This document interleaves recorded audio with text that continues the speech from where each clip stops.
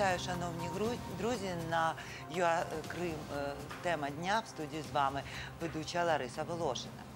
Використати майданчик нормандського формату для обговорення теми окупованого Криму. З такою ініціативою виступив президент України Володимир Зеленський вчора під час прес-марафону в Києві. Які головні тези стосовно окупованого Криму звучали вчора під час спілкування голови держави з журналістами? Та як їх оцінюють експерти? Про все це ми поговоримо з нашим гостем, головою Меджлісу кримськотатарського народу Рефатом Чубаровим. Вітаю вас, Рефат ага. Добрий вечір. Ну, перше питання – це стосовно нормандського формату. Володимир Зеленський сказав, що він буде піднімати це питання, але на нормандському форматі. Але ми вже маємо реакцію росіян. Так, наприклад, агенція ТАРС опублікувала заяву заступника міністра іноземних справ Російської Федерації Андрія Руденка, який сказав, що це нереалістичне. Він написав, що питання Криму закрите для нас назавжди.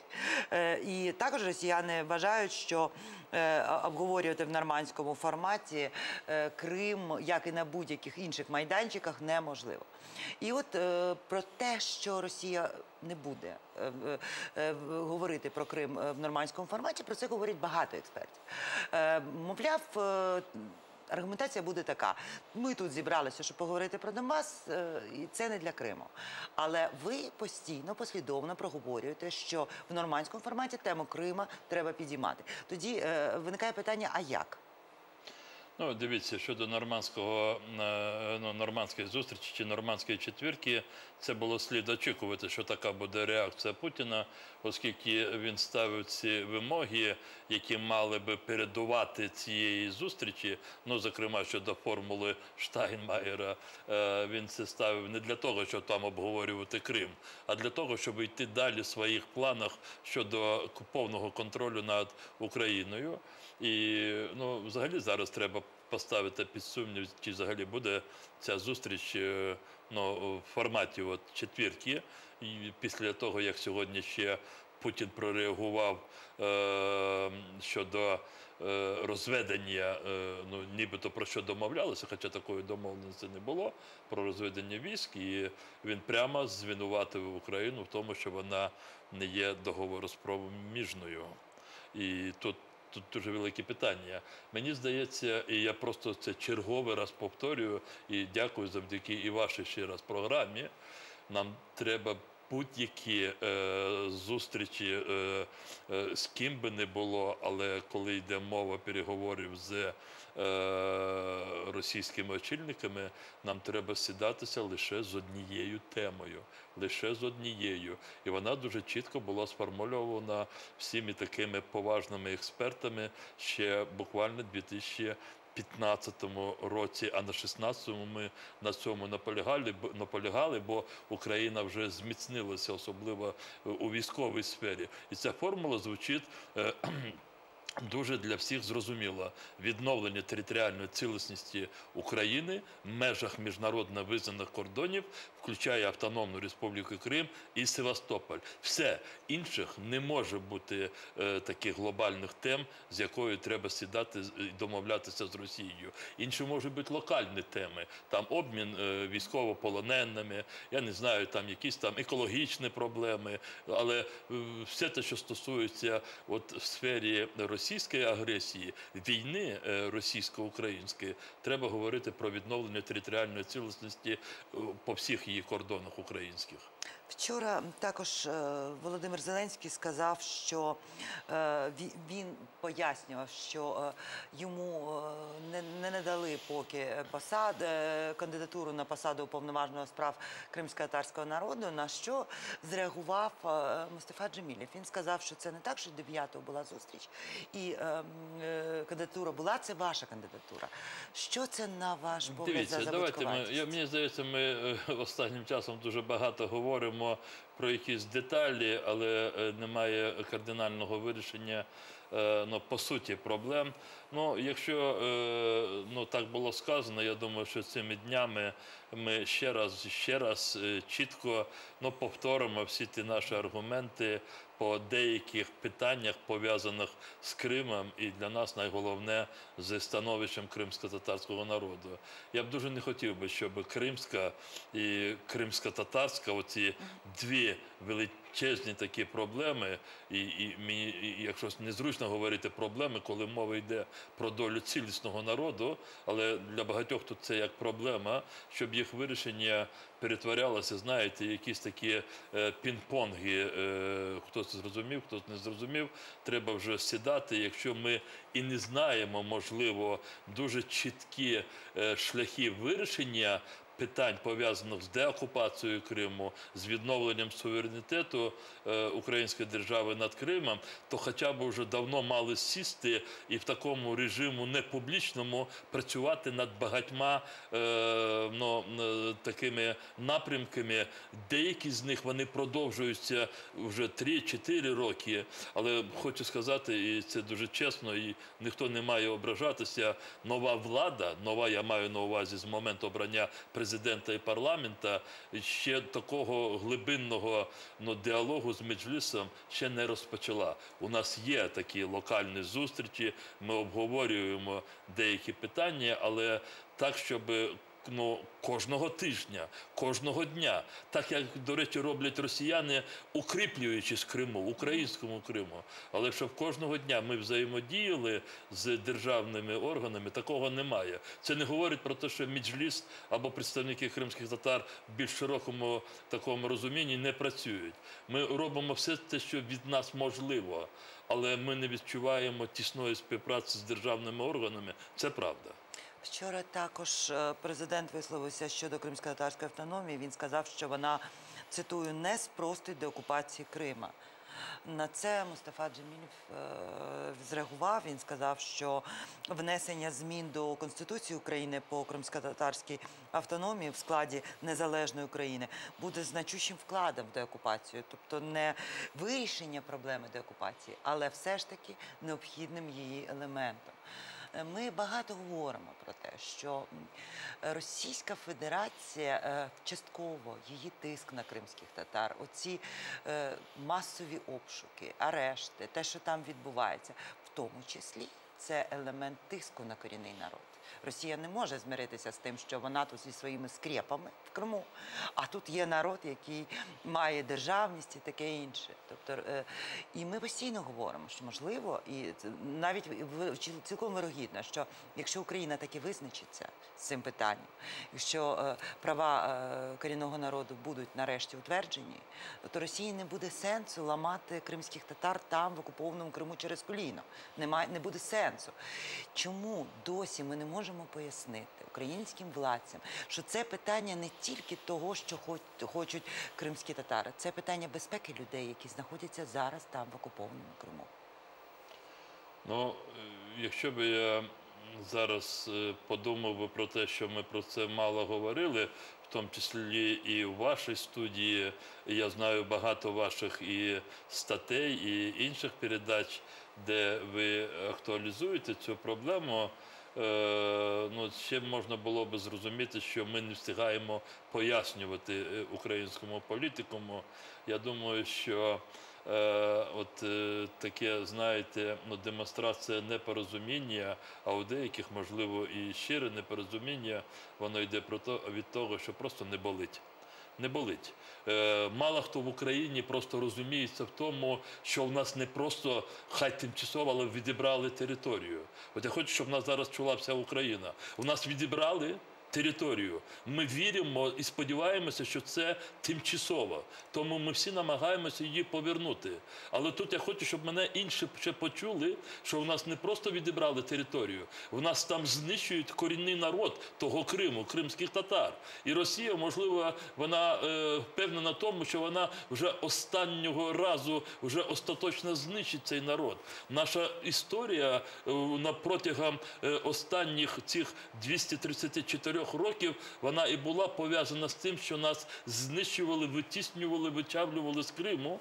І сьогодні Росія прийшла вже до Криму, і вона не може не знищити кримських татар, бо вона туди прийшла не за правом, не за законом, вона туди просто прийшла на чужу землю. Я хотів би, щоб в Україні це розуміли, що за кожною балачкою, яка відтягує рішення кримсько-татарської проблеми, це є, в принципі, допомога Росії розчавлювати далі кримських татар. І любий, який, не знаючи, як повернути український суверенітет, відновити над Кримом, який просто, знаєте, ставить під сумнів ті природні права кримських татар, ця людина просто допомагає Путіну. І все.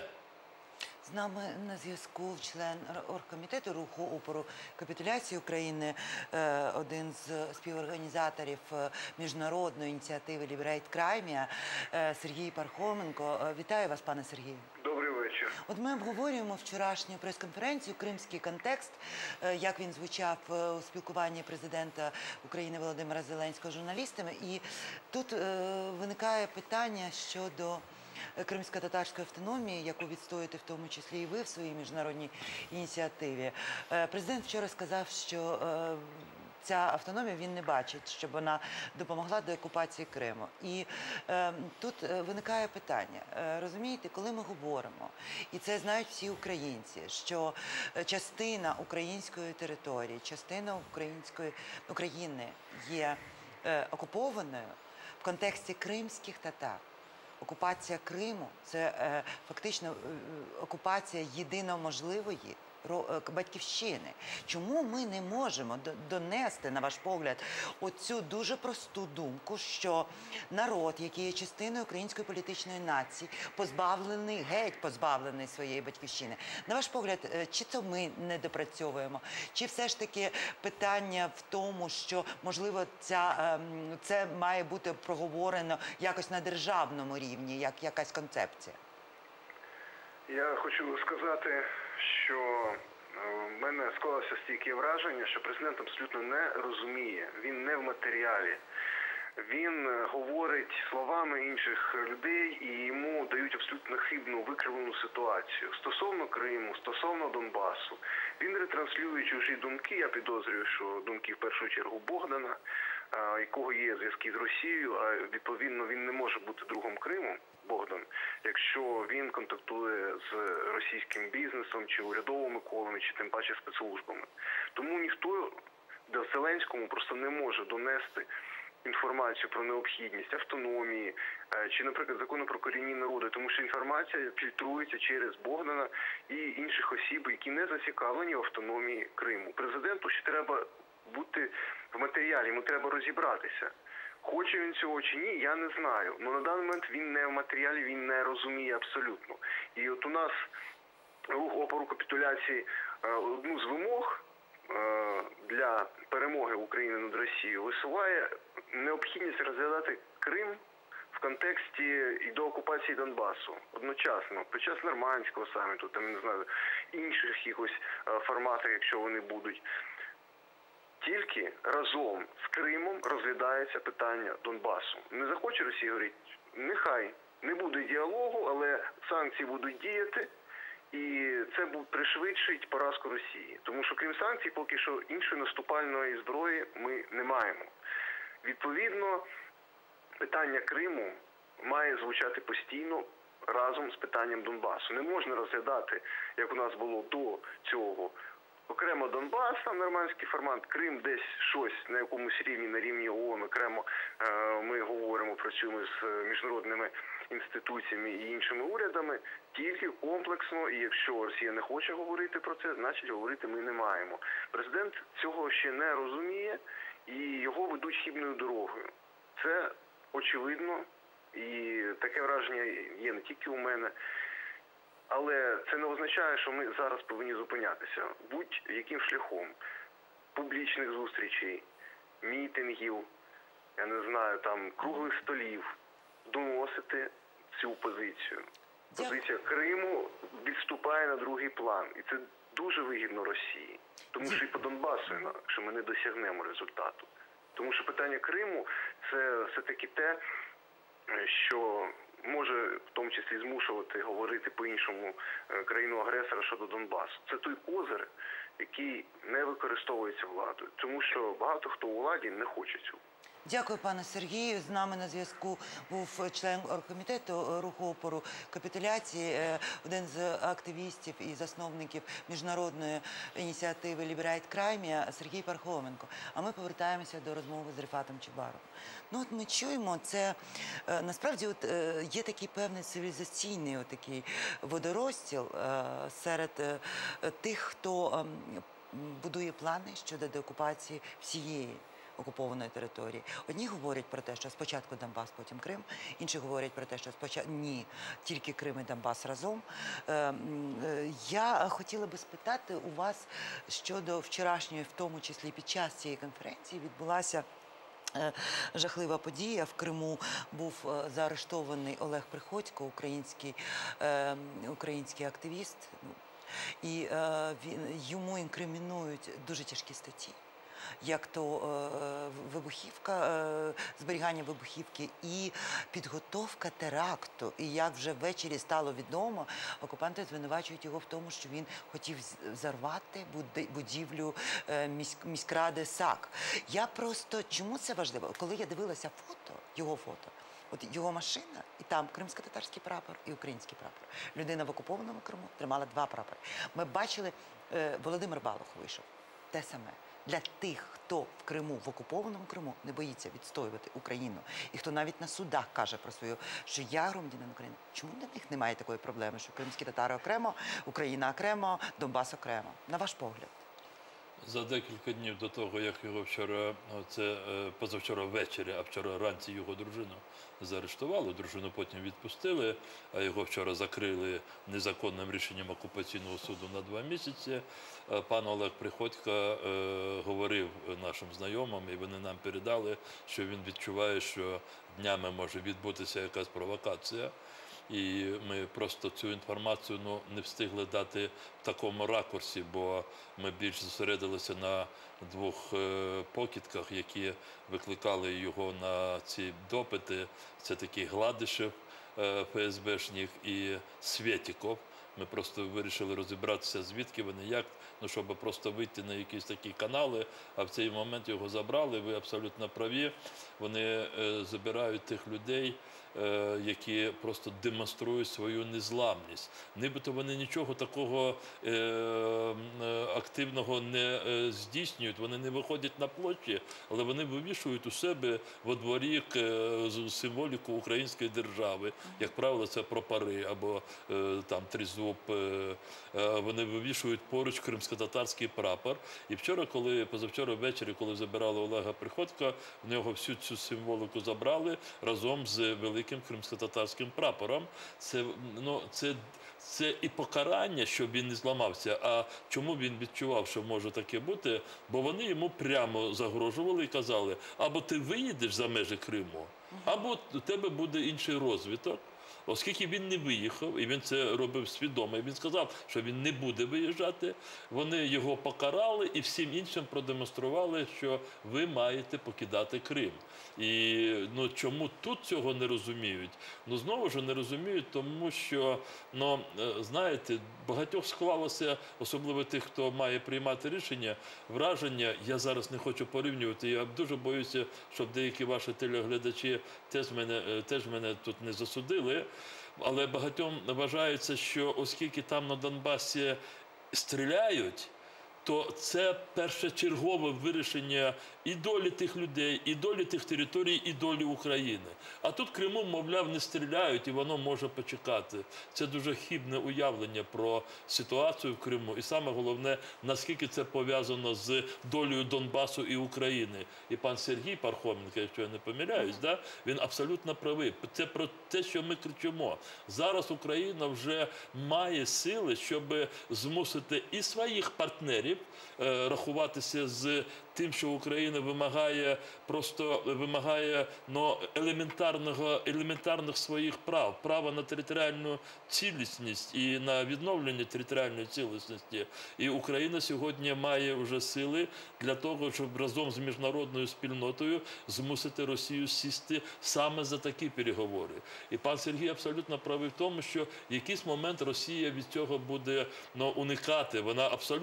Вона буде влаштовувати тут цілий такий політичний політичне шоу, можливо, на світовому рівні. Як же це так? Але ми маємо вже чітко говорити про те, що Крим і Донбас для нас це є єдиною проблемою відновлення територіальної цілісності. Тут всі мають відчувати, так, ми втрачаємо дуже багато кожен день. Я знову теж не хочу говорити про людське життя, бо тут це мають більше моральне право говорити ті, хто втрачає. Але так може статися, що завтра, післязавтра ми всі будемо втрачати, якщо сьогодні не знайдемо ефективний шлях вирішення всіх цих питань. І тому я хочу сказати про те, що так, для нас час це є такий, знаєте, ресурс, якого у нас просто немає цього ресурсу, але треба думати про те, що і у Путіна цей ресурс, який називається часом, він просто витікає, як той пісок.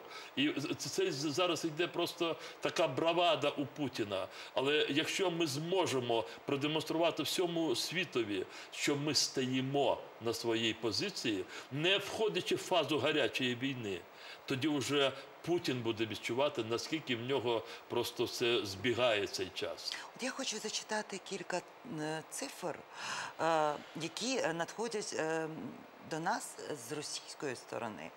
7 жовтня на сайті Міністерства природних ресурсів Російської Федерації була опублікована стратегія розвитку мінерально-сировинної бази Російської Федерації, яку підписав Дмитро Медведєв.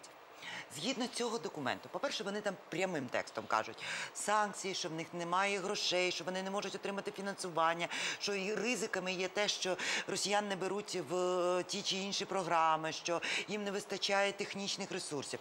Згідно цієї стратегії, сировини оцієї дешевої нафти в Росії залишилося на 7 років. Далі її собівартість буде вище $70. Це вони пишуть, це прямим текстом. Друга інформація, яку умовно навіть такий проросійський німець Юліан Хінц, це дослідник Кільського інституту світової економіки для Deutsche Welle, він написав колонку, він дав інтерв'ю, і він сказав, що, мовляв, не тільки в Росії втрачає через санкції, але й Німеччина, але він наводить цифри. Він каже, що через те, що через нездійснені ці договори або оборудки, там якісь зділки між Росією і Німеччиною, Росія щомісяця втрачає 3-4 мільярда євро. В той момент, як Німеччина 770 мільйонів євро, не мільярд. І він, мовляв, він хотів сказати, що, мовляв, а Сполучені Штати втрачають щомісяця тільки $70 мільйонів через неукладені ці зділки. Але послухайте, 3-4 мільярди на 7 років залишилося дешевої нафти. От цей момент Путін мав би настільки поспішати. Йому, якщо він може вирішити... Він і поспішає.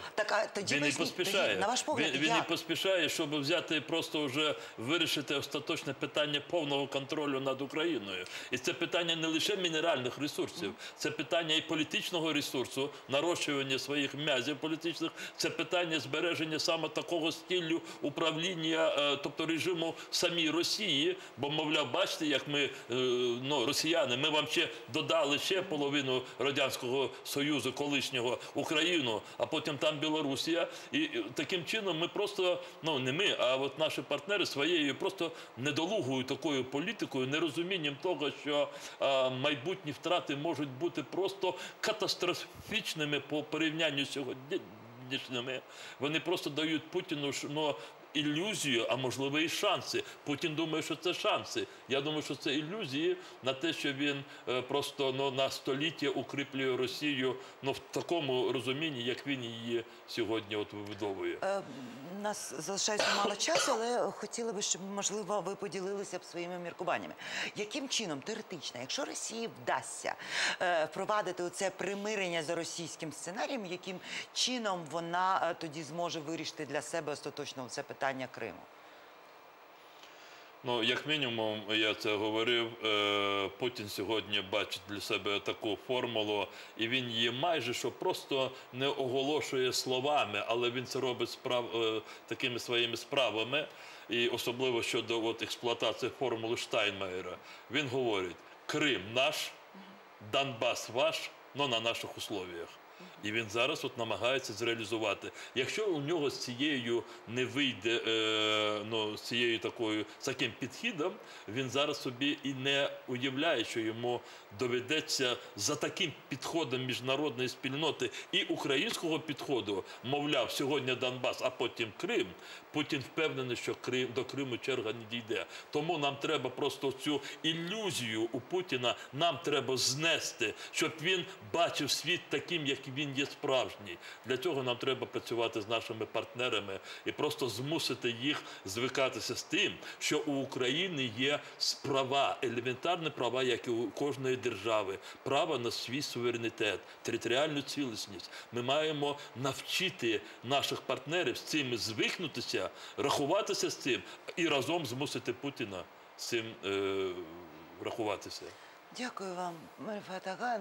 Я хочу подякувати нашому гостю Рифату Чубарову, голові Меджлісу кримськотатарського народу, за таку докладну розповідь і докладний аналіз того, що говорилося під час вчорашньої прес-конференції президента України Володимира Зеленського. І перед тим, як передати слово новинам кримськотатарською мовою з Мідатом Халілом, я хочу ще раз акцентувати вашу увагу на тому, що намагання розділити питання Криму, питання Донбасу, розказати про те, що на Донбасі лється кров, а в Криму, мовляв, ні. Це і була з самого початку стратегія країни-окупанта. По більшість експертів, які аналізують ситуацію постійно і послідовно, говорять про те, що для Володимира Путіна єдина можливість утвердити Крим в російській юрисдикції – це знищити державу Україна. Тому, якщо і поспішати, то дуже і дуже виважено і повільно. Ну що ж, на цьому я з вами прощаюся. В студії для вас цю програму провела Лариса Волошина. Для того, щоб завжди бути в курсі подій, підписуйтесь на нашу сторіночку у Фейсбуці. На все добре.